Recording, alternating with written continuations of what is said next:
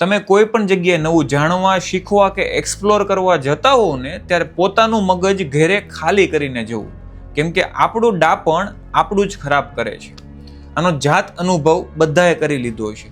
આપણને જ્યાં સુધી ખબર હશે ને કે આપણને લગભગ તો બધી જ ખબર છે દુનિયાની, પોલિટિક્સ કયો, શેર બજાર કયો, અથવા તો કોઈ પણ બીજું કયો, કોઈ પણ 500 કરોડનો ધંધો કયો.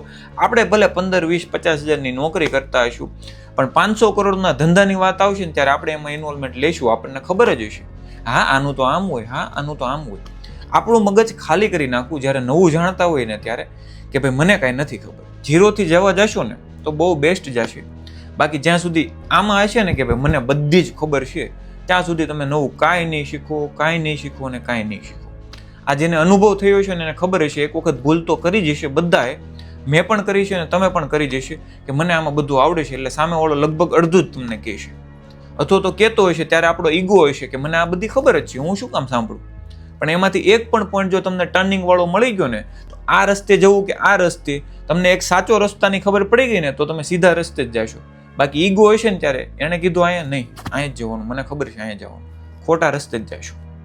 બાકી જ્યારે પણ કોઈ પણ પાસે નવું શીખવા જાઓ, જાણવા જાઓ, એટલે એક વખત મગજ ખાલી કરી નાખવાનું, પછી ફિલ્ટર કરજો તમારી માટે સારું છે કે નથી. સાચું છે કોમેન્ટ કરીને કહેજો કે ખોટું છે. ચાલો મળીએ એક બીજા વિડીયોમાં, ત્યાં સુધી રામ રામ.